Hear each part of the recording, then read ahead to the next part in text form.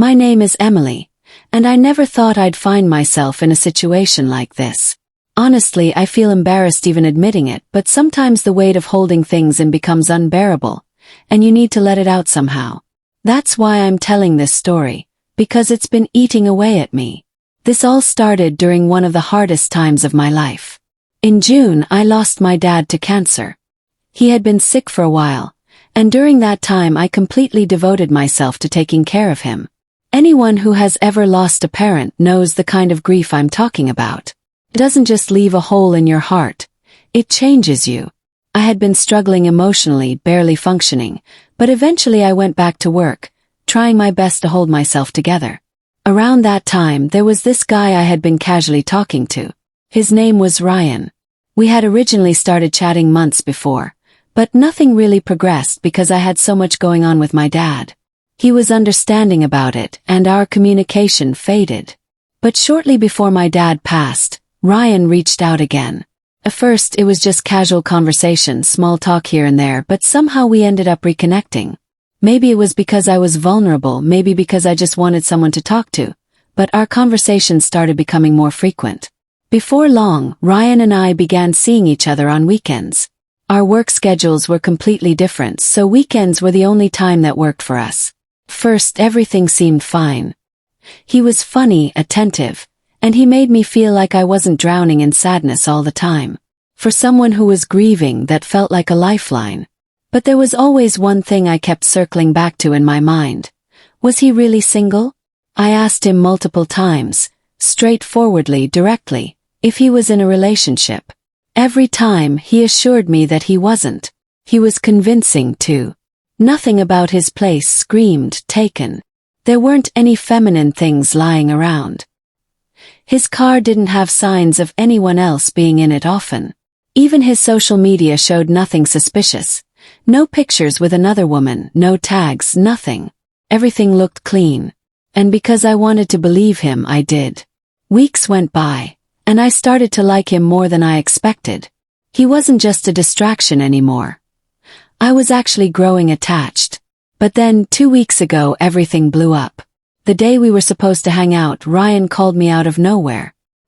His voice sounded strange, like he was carrying a heavy weight, and then he just dropped it on me. He had a girlfriend. Not only that, but they had been together for 7 months. I remember just sitting there, the phone pressed to my ear, my heart racing. First I thought he was joking. I even asked him, "Are you serious right now?" 'Cause I had done my own digging. I was cautious. I had checked for signs. I had trusted him only because I thought I had covered my bases. And yet, here he was, admitting to me that he had been lying this whole time. I was devastated. Felt sick. How could I have been so blind? I demanded answers. I told him to bring back the few things of mine he had. And when he came by, I confronted him. I asked him why he lied, why he would do something like this to me when I had been so upfront and honest with him. His answer was infuriating. He said that he and his girlfriend Amanda were on and off, but that they always found their way back to each other. He claimed he had tried to break it off with her but never fully could. Then, to make matters worse, I found out she wasn't just his girlfriend. She was also his manager at work. That explained why it was so complicated for him, but it didn't excuse anything. I think what stung the most was when he looked at me and said, "I'd make you my girlfriend, but my situation is difficult. I like you, but I like my future more." That sentence broke me. I was only 21, still trying to find my footing after losing my dad. Ryan was 24, and Amanda, from what I understood, was older than him. He basically admitted that he saw me as temporary, someone he could lean on for comfort until he decided what was best for his future. It made me feel like I had been used. For a moment, I thought about telling Amanda. I thought about exposing him for the liar he was, because I knew if the roles were reversed, I would want to know. But the reality of our situation complicated everything. We all worked for the municipality, and the last thing I needed was drama spilling into my professional life. I was already emotionally drained, and I couldn't risk being dragged into something that could affect my job. So instead, I did the only thing I could do for myself. I walked away. It wasn't easy. First, I kept replaying everything in my head. I remembered every laugh we shared, every moment I thought he cared, and it made me question what was real and what wasn't. But I also knew I couldn't stay in that toxic situation. Couple of days ago, I finally blocked him. I deleted his number and sent him one last message telling him to never contact me again.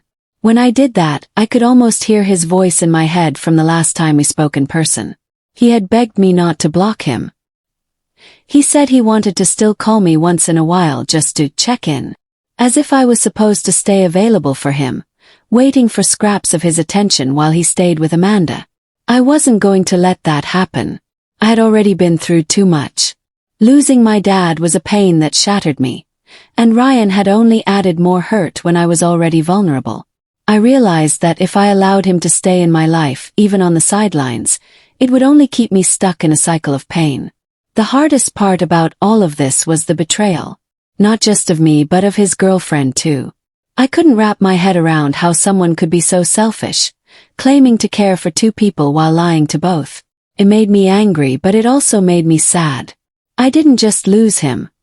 I lost the version of myself that trusted him. Walking away was painful, but it was necessary. And though I still have moments where it hurts, I know I deserve better than to be someone's secret. I deserve honesty, respect, and love that doesn't come with conditions.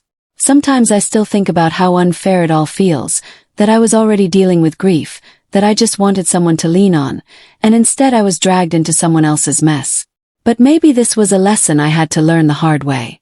Not everyone who shows you attention has good intentions, and not everyone deserves the space you give them in your heart. For now, I'm focusing on myself, on healing, and on honoring my dad's memory by becoming stronger. It still hurts, and maybe it always will a little bit, but at least I walked away with my dignity intact. And that's something Ryan will never be able to take from me.